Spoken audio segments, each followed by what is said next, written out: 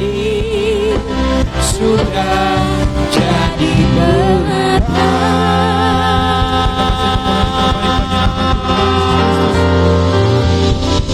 Haleluya, haleluya. Terima kasih Bapak, terima kasih Tuhan Yesus. Kami mengucap syukur siang hari ini Tuhan.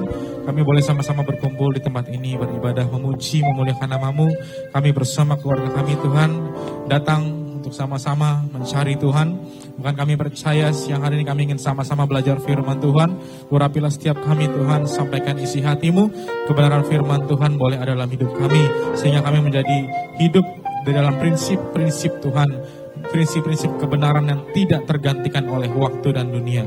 Kami percaya Kuasa Roh Kudus bekerja, melawat, mengurapi hati kami. Sehingga hati kami boleh diperbaharui, diubahkan, bahkan boleh menerima taburan firman Tuhan. Sehingga kami pulang dari tempat ini tidak akan pernah sia-sia, tapi kami bawa sukacita, damai sejahtera, kelimpahan dalam hidup kami. Terima kasih Bapa, terima kasih Yesus. Kami siap sama-sama untuk sambut firman Tuhan. Dalam nama Tuhan Yesus Kristus, mari setiap kita yang siap diberkati dengan firman Tuhan, sama-sama dengan iman kita katakan amin. Kita berikan kemuliaan yang terbaik bagi nama Tuhan Yesus Kristus. Silakan duduk kembali, saudara semua. Puji nama Tuhan, saudara. Selamat siang, shalom. Dengan lebih semangat lagi, shalom. Gimana kabarnya saudara? Luar biasa, sehat-sehat semua. Amin. Saya boleh melihat tangan-tangan yang diberkati. Kita kasih kemuliaan sekali lagi yang terbaik bagi nama Tuhan Yesus Kristus. Terima kasih kepada seluruh pelayan Tuhan yang sungguh luar biasa. Siang hari ini Tuhan Yesus memberkati. Sebelum kita sama-sama belajar firman Tuhan, saudara boleh kasih salam kiri kanan, kasih senyum yang terbaik. Bilang selamat hari Minggu, Tuhan Yesus memberkati. Ya, kalau saudara datang bersama keluargamu, kasih senyum yang terbaik. Bilang kamu keren banget siang hari ini. Amin. Ya, kayaknya saudara masih ragu-ragu nih, masih belum makan siang kayaknya ya saudara ya. Oh belum, pantesan. Yuk kalau saudara kita akan langsung belajar firman Tuhan sesuai dengan janji saya. Jadi September ini kita akan banyak membahas tentang keluarga saudara. Satu topik, satu materi yang penting untuk kita bahas. At least saudara kita perlu belajar dalam 1 tahun ini saudara tentang keluarga. Karena ini hal yang penting, satu fondasi yang harus saudara miliki ya. Minggu lalu kita belajar bagaimana kita bisa memberikan legacy ataupun warisan rohani kepada anak-anak kita. Amin. Nah, hari ini kita akan belajar bagaimana cara kita menjaga hubungan di dalam sebuah keluarga. Amin. Ya, menjaga hubungan di dalam sebuah keluarga, saudara. Dan ini adalah satu part yang penting karena ini adalah ternyata sesuatu yang diinginkan, sesuatu yang dirindukan oleh Tuhan terjadi dalam sebuah keluarga, saudara. Ya, saya percaya saudara di tempat ini semuanya cinta sama keluarganya. Amin. Sayang sama keluarganya. Amin. Makanya saya akan mulai dalam sebuah pertanyaan, saudara. Ya, dalam sebuah pertanyaan. Boleh di next ya. What is your dream for your family? Minggu lalu saya tulis what is your dream for your children. Ya, untuk anak-anak saudara. Sekarang saya tulis what is your dream for your family. Ya, apa yang saudara rindukan, apa yang saudara impikan, apa yang saudara nanti-nantikan untuk keluargamu. Ya, saudara pengen punya keluarga yang seperti apa kira-kira saudara? Siapa yang di sini pengen punya keluarga yang harmonis? Yang angkat tangan kok cuma dikit by the way. Ini nggak yakin atau gimana saudara ya? Siapa yang di sini pengen punya keluarga yang happy, sukacita semuanya? Amin. Siapa di sini yang pengen punya keluarga, punya tabungan 1 triliun? Oh tuh angkat tangan semua langsung ya. Giliran duit aja melek saudara ya. Ya. Siapa di sini pengen punya keluarga yang berantakan? Kalau ada yang katakan kita baptis ulang di sini saudara. Nggak ada ya? Jadi sesimpel ini saudara. Saya tanya sama saudara ya. Apa yang saudara harapkan bagi keluargamu? Pasti jawabannya keluarga yang utuh, yang harmonis, betul ya? Yang bisa membawa sukacita, damai sejahtera, ya, diberkati gitu ya, sukses dan lain-lain, betul ya? Nah, kalau saudara itu menjadi impian dalam keluargamu, so you need to listen to the sermon. Saudara perlu perhatikan sermon ini. Karena ada part dari kita yang harus kita lakukan supaya kita bisa menjaga sebuah hubungan di dalam keluarga. Ya, sama-sama kita baca Alkitab, saudara, kita buka dalam Injil Matius pasal yang kelima ayat yang ke-22, 23 dan 24. Boleh dibantu next ya. Injil Matius 5 ayat 22, 23 dan 24. Saya akan khotbah cuma dari 3 ayat ini, saudara, ya. Karena ini ayatnya keren banget dan saya akan elaborasikan, saya akan detailkan sama saudara supaya saudara belajar satu prinsip yang penting siang hari ini. Amin. Ya. Yang sudah di sana boleh katakan amin. Yuk sama-sama kita baca Matius 5 ayat yang ke-22. Silakan. Matius pasal 5 ayat ke-22. Demikian firman Tuhan. Tetapi aku berkata kepadamu, setiap orang yang marah terhadap saudaranya harus dihukum. Siapa yang berkata kepada saudaranya, kafir, harus dihadapkan ke mahkamah agama, dan siapa yang berkata, jahil, harus diserahkan ke dalam neraka yang menyala-nyala. Puji nama Tuhan, ya. Siapa yang pernah dengar ayat ini, saudara? Ada? Nggak ada? Ya. Nah, ini adalah bagian dari Matius pasal yang kelima. Saudara tentu kalau belajar firman Tuhan, mesti mengerti dulu konteksnya, betul ya? Matius pasal kelima ini adalah bagian dari salah satu khotbah Tuhan Yesus di dalam yang namanya Bukit Sabda Bahagia.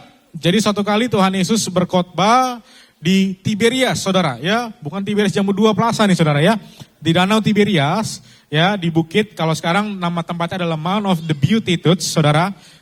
Dan kemudian Tuhan mulai berkhotbah. Ya, kalau saudara tahu khotbah di Bukit Sabda Bahagia isinya adalah apa? Contohnya berbahagialah orang yang miskin hatinya dan lain-lain, betul ya? Nah, setelah khotbah itu selesai, Tuhan kemudian mulai bicara lebih detail lagi kepada audiensnya, tentu saat itu adalah orang-orang Yahudi dan orang-orang Israel, ya. Ada beberapa saudara, kalau saya sebut ini sebenarnya bahasa-bahasa yang menyentil. Ya, bahasa-bahasa teguran, saudara. Tentang praktek-praktek cara hidup orang pada zaman itu, saudara. Dan salah satunya Tuhan mengadres isu tentang bagaimana menjaga hubungan dengan sesama kita. Ya, dengan saudara-saudara kita. Ya. Nah, kenapa Tuhan sampaikan ini? Karena Tuhan melihat fenomena yang terjadi, saudara, pada zaman itu. Orang-orang Yahudi, orang-orang Israel, mereka melakukan yang namanya hukum Taurat, tapi mereka tidak sungguh-sungguh melakukannya. Mereka melakukan hanya untuk ditonton orang, hanya untuk dilihat sama orang, supaya terlihat kudus, supaya terlihat suci. Padahal hatinya jauh daripada Tuhan. Nah, makanya Tuhan Yesus tegur dengan bahasa-bahasa yang figuratif. Salah satunya adalah melalui ayat ini. Dikatakan, saudara, setiap orang yang marah terhadap saudaranya harus dihukum. Yang berkata kafir harus dihadapkan mahkamah agama. Bahkan ini yang lebih aneh lagi. Yang suka berkata apa, saudara? Jahil harus diserahkan kemana? Ke dalam neraka yang menyala-nyala. Saudara mulai bingung, Pak, saya suka bilangin adik saya jahil, ya. Saya suka bilang kakak saya jahil, saya masuk neraka dong, Pak. Nah, saudara jangan pernah telan mentah-mentah firman Tuhan.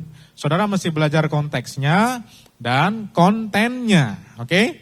Nah, saya akan coba sampaikan apa sih arti ayat ini supaya saudara mengerti dengan detail apa yang Tuhan mau kita lakukan. Amin? Ya. Yang pertama, kita akan melihat, saudara, hal yang bisa merusak hubungan. Yang pertama adalah Tuhan katakan ketika orang itu marah terhadap sesama. Nah, terjemahan kata marah di sini itu literally persis dengan arti kata marah dalam bahasa Indonesia, yaitu orgiso, atau ternyata bahasa Inggrisnya adalah angry.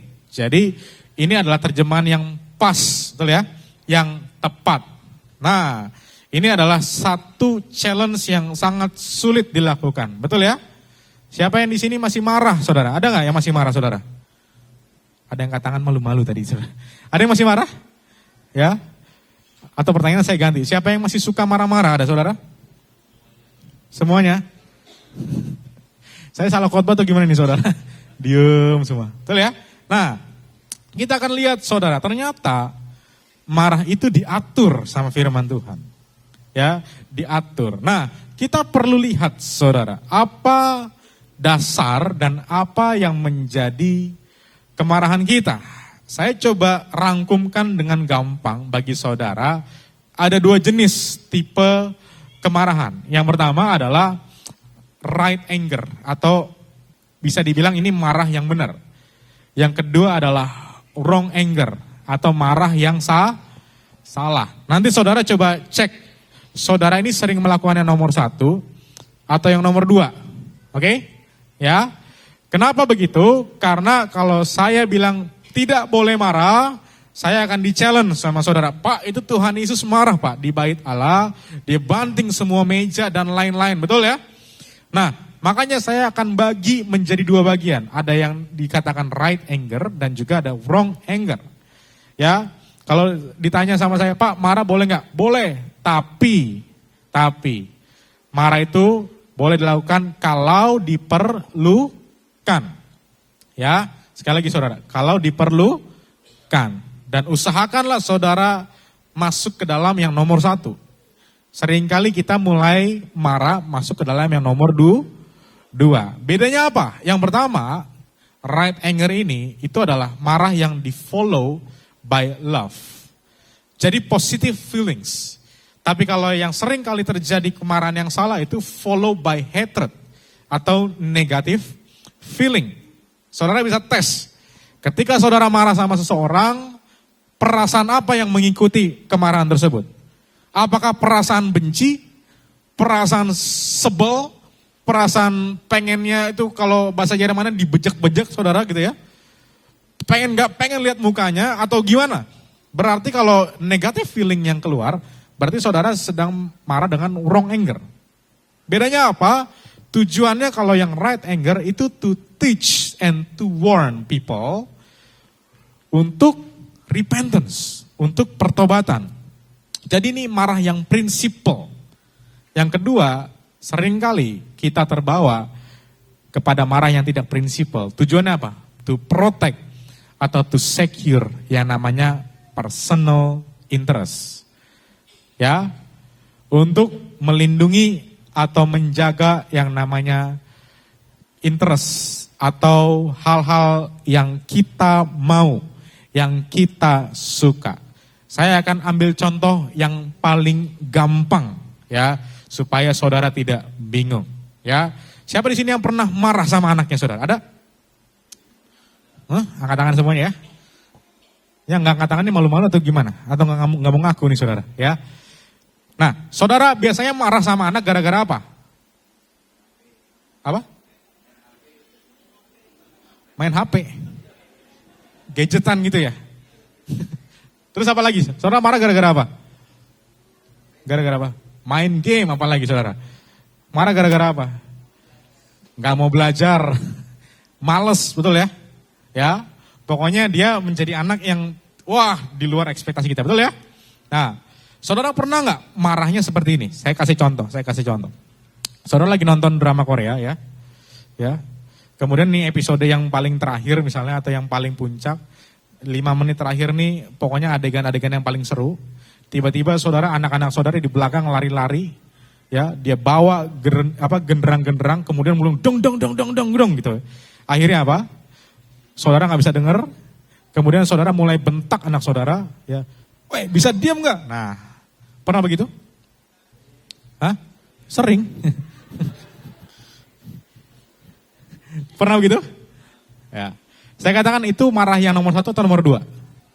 Nomor 2. Kenapa? Ternyata kemarahan saudara itu bukan to teach and to warn, tapi to protect your personal interest. Betul? Betul ya? Saudara tidak suka kenyamanan saudara diganggu, saudara tidak suka apa yang menjadi keinginan saudara ini keganggu orang, jadi saudara mulai meluapkan amarahmu. Betul? Betul ya? Iya, ya ngerti atau enggak nih saudara? Betul ya? Jadi saudara bisa bedakan mana yang prinsipal, mana yang tidak prinsipal. Ya. Makanya saya tadi bilang marah dibutuhkan nggak? Dibutuhkan. Contoh, misalnya anak saudara mulai melakukan hal-hal yang aneh. Contoh, suka sesama jenis. Saudara berhak untuk marah. Contoh, mulai melakukan yang namanya narkoba, free sex dan lain-lain. Saudara berhak untuk menegur. Itu prinsipal.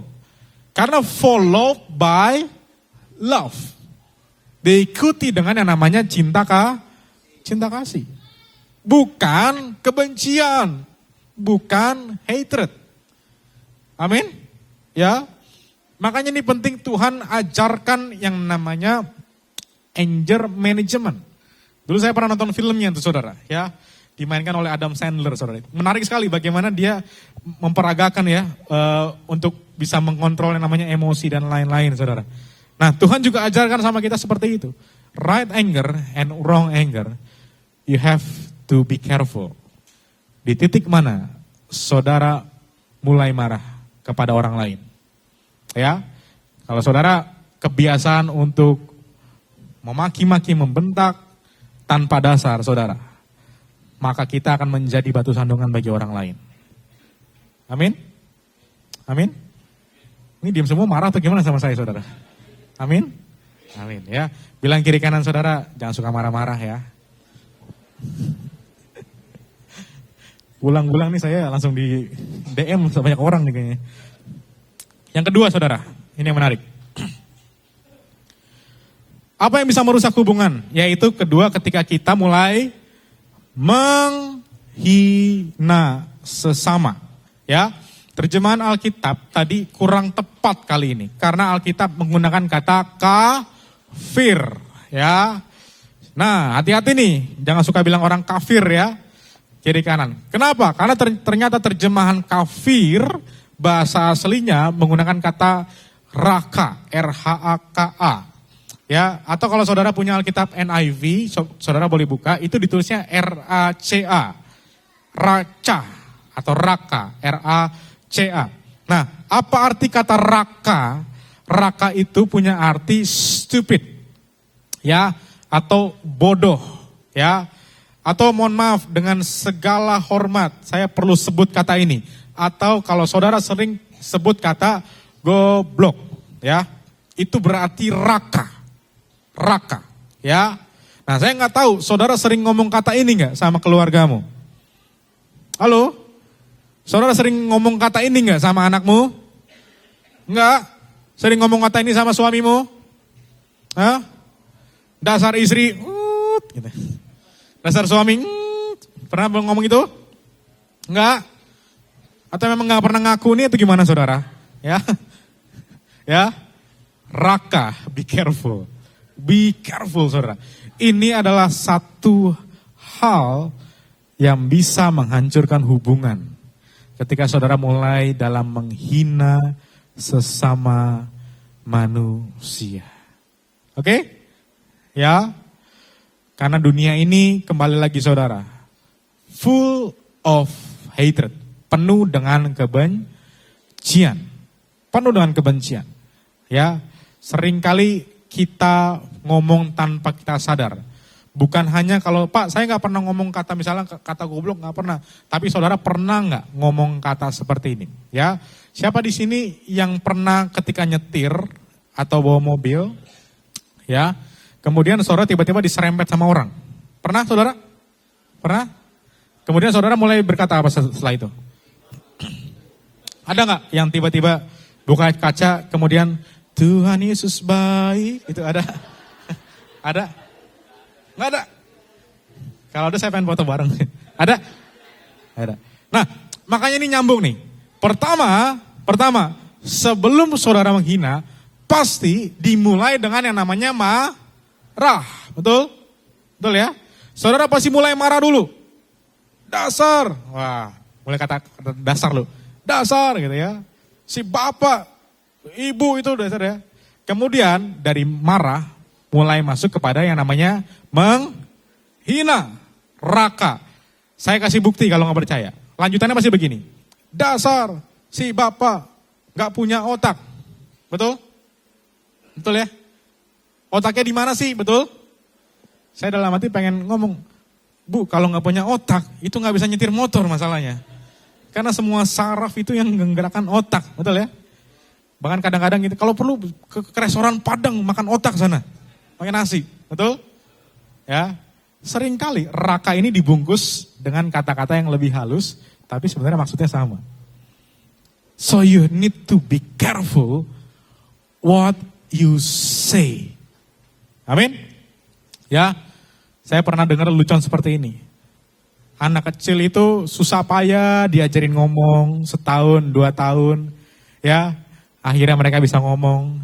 Tapi setelah itu saudara, butuh waktu seumur hidup untuk menjaga yang namanya omongan.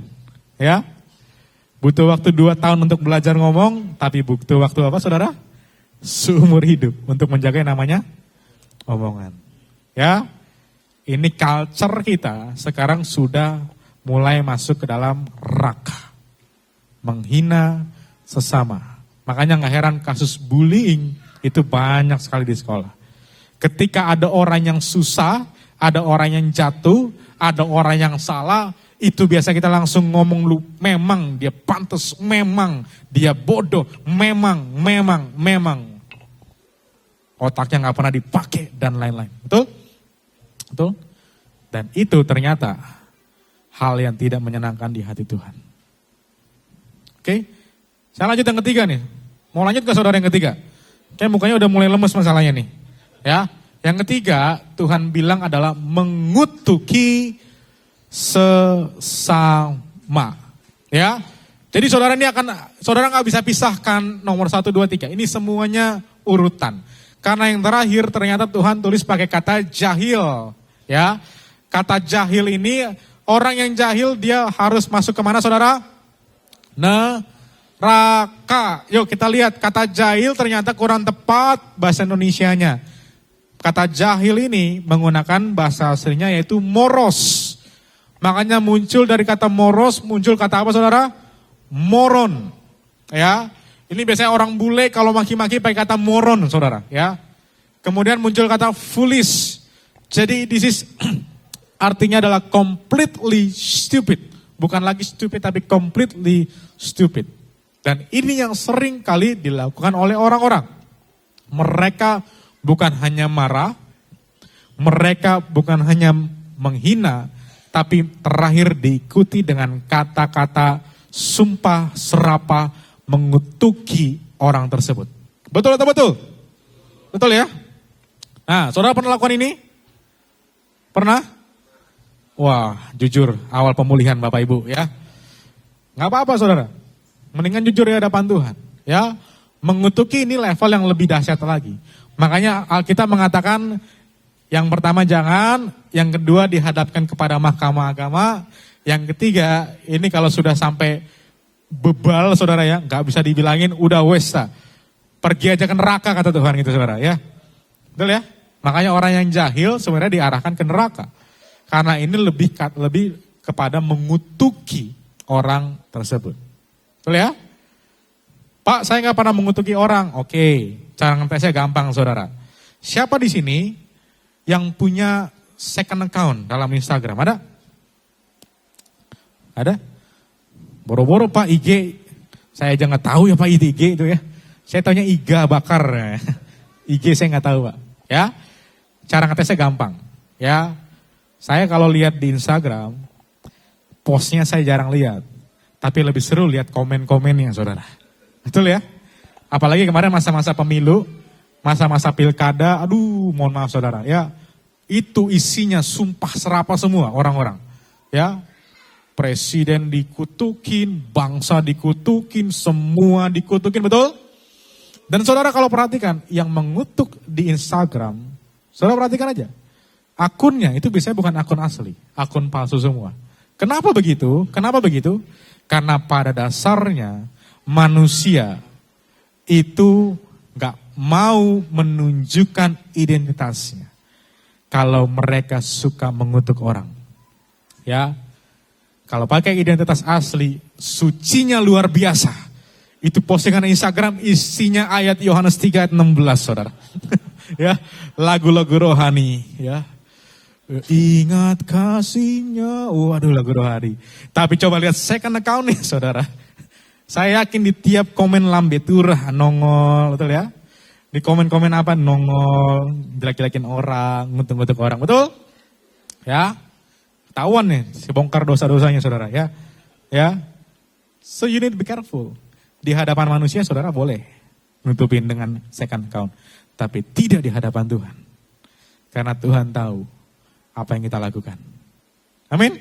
Ya, setiga poin ini saudara, marah, menghina dan mengutuk. Ya, marah, raka, moros. Saudara perlu sekali lagi hati-hati supaya saudara jangan sampai merusak hubungan dengan sesama kita, dengan orang lain. Amin. Nah, saya akan tutup dengan ini saudara. Apa yang harus kita lakukan? Tuhan sebutkan di ayat yang ke-23 dan 24. Yuk kita baca bersama, silakan. Matius 5 ayat 23 sampai 24. Demikian firman Tuhan. Sebab itu, jika engkau mempersembahkan persembahanmu di atas mezbah dan engkau teringat akan sesuatu yang ada dalam hati saudaramu terhadap engkau, tinggalkanlah persembahanmu di depan mezbah itu dan pergilah berdamai dahulu dengan saudaramu, lalu kembali untuk mempersembahkan persembahanmu itu. Haleluya saudara. Nah, ini ayat penting banget nih. Ini prinsipnya, ya. Dikatakan firman Tuhan begini saudara, jika engkau mempersembahkan apa saudara? Persembahanmu di atas meja dan engkau teringat akan sesuatu yang ada dalam hati saudaramu terhadap engkau, disuruh apa saudara? Tinggalkanlah persembahanmu di mezbah itu dan pergilah berdamai dahulu dengan saudaramu lalu kembali untuk mempersembahkan persembahanmu itu. Nah, ini prinsip paling penting ya. Saya minta perhatian saudara 5 menit nih. Ini pentingnya luar biasa ya.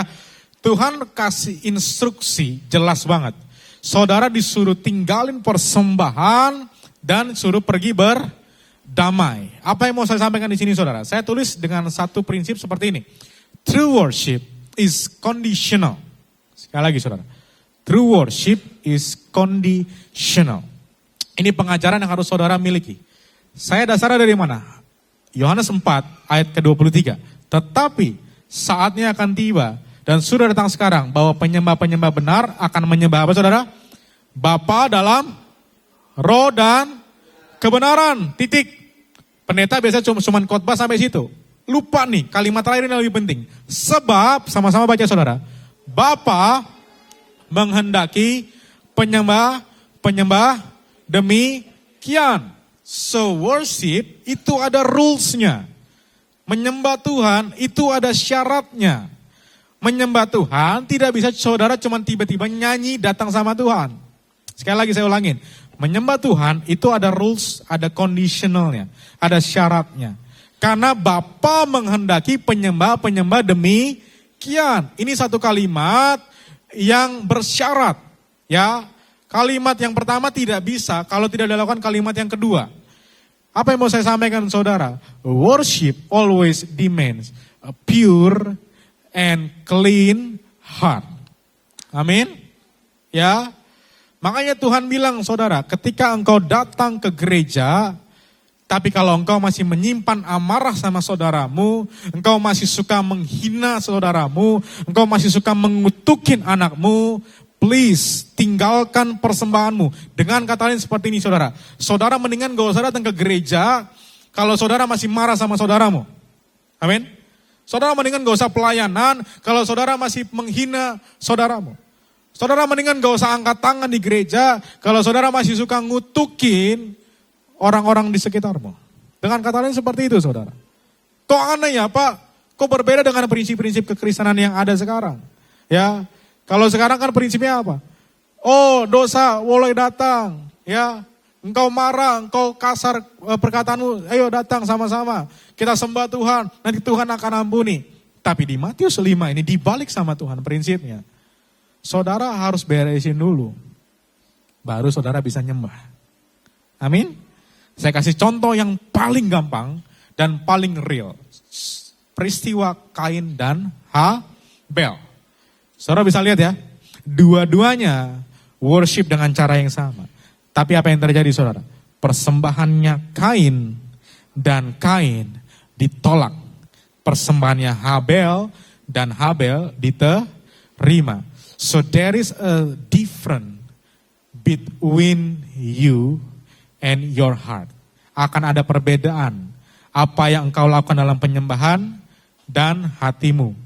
Apakah hatimu itu selaras dengan penyembahanmu atau sebenarnya berbeda? Kalau saudara masih menyimpan sesuatu di hatimu dan saudara mulai menyembah Tuhan, saya katakan, I guarantee 100% your worship will be rejected. Penyembahanmu akan ditolak. Ya, ini this is serious matter. Makanya saya agak sedikit agak sedikit bingung dengan orang yang kalau hari Minggu itu nyanyinya sampai luar biasa, ya, nangis-nangis, loncat-loncat sampai kena atap, saudara. Tapi kalau udah mulai hari Senin, dia mulai maki-maki lagi suaminya, dia mulai maki-maki lagi istrinya, dia mulai maki-maki anaknya. Kemudian ketemu tukang sampah, tukang ojol, dia mulai maki-maki menghina, ya, dasar nggak punya otak, dasar lain-lain. Dan kemudian hari Minggu dia mulai datang lagi, mulai nyanyi lagi, mulai nyembah lagi, tutup mata, wah serasa paling hebat saudara. Dan saya masih bertanya-tanya, ini Kristen atau bukan? Gitu. Karena selalu Kristen itu dimulai, pertobatan, selalu mulai dari yang namanya mulut. Saya pernah khotbahkan, the first impact of Holy Spirit always starts from your word. Saudara terima Roh Kudus, itu bukan karena kejang-kejang ya, bukan karena tiba-tiba jatuh, no. Tapi saudara dipenuhi Roh Kudus, itu kelihatan dari perkataan. Diubahkan enggak? Masih suka ngomong kasar enggak? Masih suka bentak-bentak enggak? Masih suka maki-maki enggak? Kalau iya, sorry to say, saudara belum sungguh-sungguh nyembah Tuhan. Amin. Langsung diem nih saudara, amin.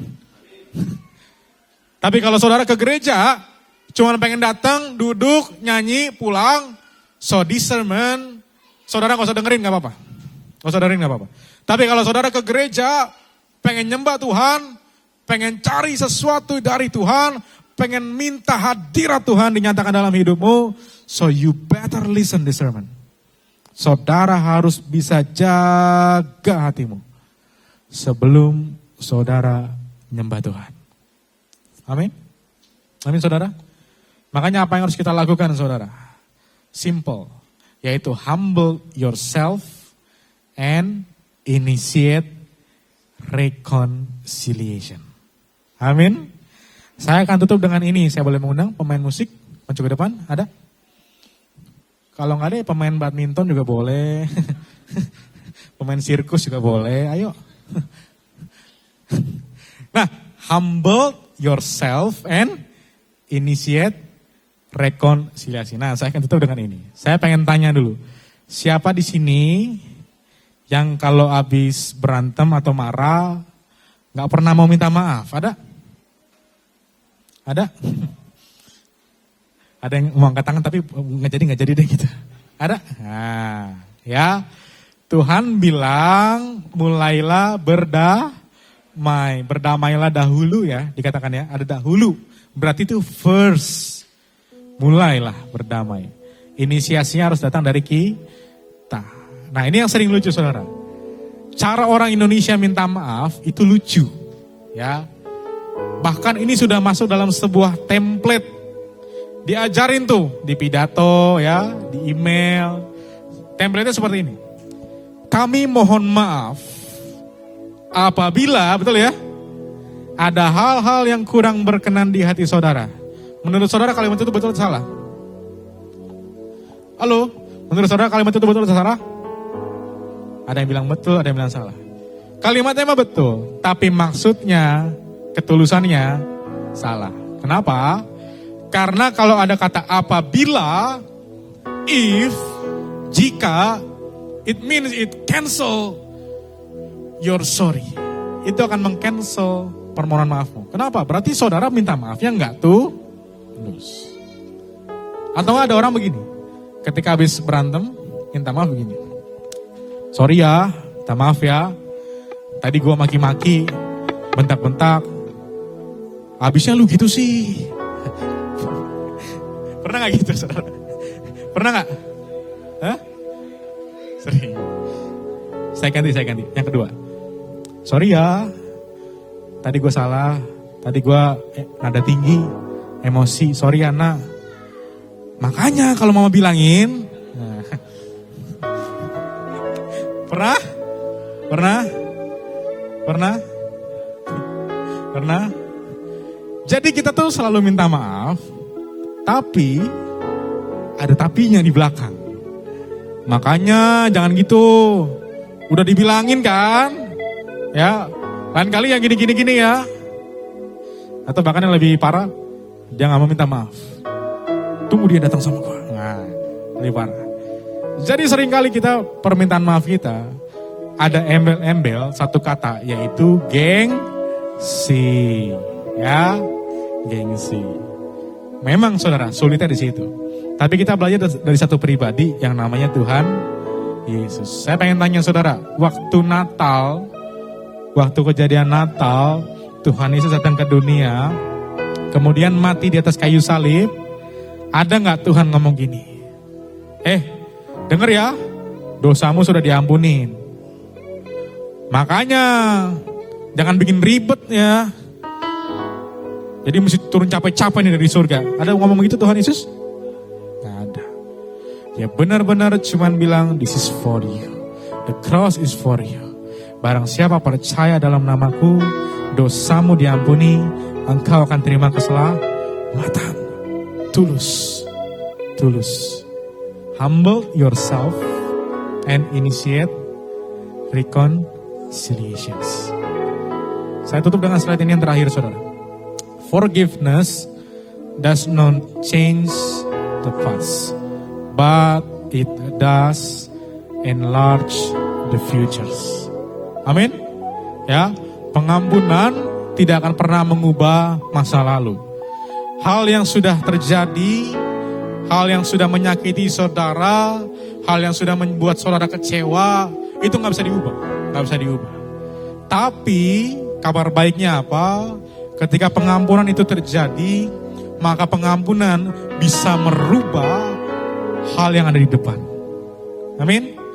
Tadinya hatimu keras, ya, hatimu full of the bad words, full of the negative things, ya, marah kerjaannya, emosi kerjaannya, ya, bentak-bentak, maki-maki dan lain-lain. Tapi saudara mulai memaafkan, saudara mulai belajar berubah. Lama-lama saudara, hati saudara di-stretch sama Tuhan. Ditarik pelan-pelan, ditarik pelan-pelan. Lama-lama saudara punya hati yang besar, dan semakin besar, dan saudara akan menjadi orang yang mudah mengampuni. Amin. Saya masih ingat pesan dari Ibu Gembala. Milikilah hati yang seluas-luasnya untuk mengampuni. Amin. Jangan pernah izinkan yang namanya dendam, kekecewaan, kesedihan, iri hati ada di hatimu. Tapi usahakanlah kasih, sukacita, damai sejahtera yang ada di hatimu. Sehingga engkau ketika datang sama Tuhan, hatimu bersih. Amin. Hatimu pure. Dan engkau bisa dengan enak angkat tangan. Say, I love you Lord, I worship you Lord. Dan Tuhan kita dipermuliakan. Kita berikan kemuliaan yang terbaik bagi nama Tuhan Yesus. Tutup Alkitab saudara, sama-sama kita panggil berdiri. Kita datang sama Tuhan sejenak saudara pada siang hari ini. Bersama keluargamu, bersama istrimu, bersama suamimu, bersama anak-anakmu saudara. Rindukan rekonsiliasi siang hari ini. Rindukan rekonsiliasi. Betapa besar kasih pengampunanmu Tuhan. Kau tak pandang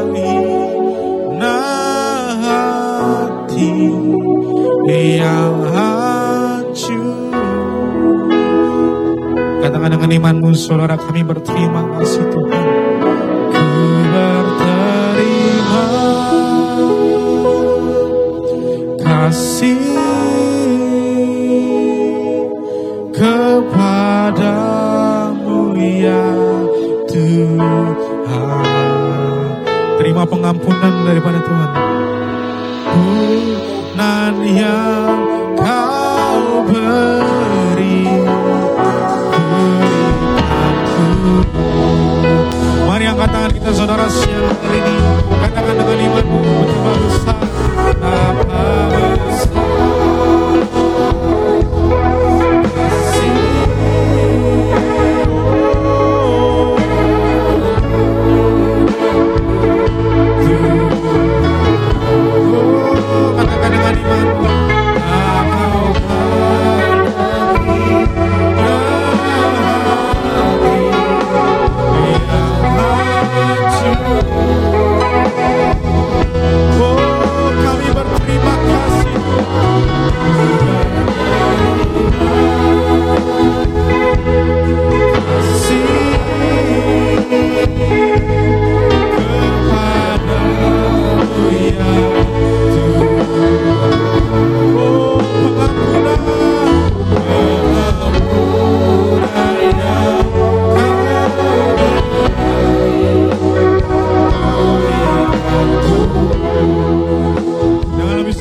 lagi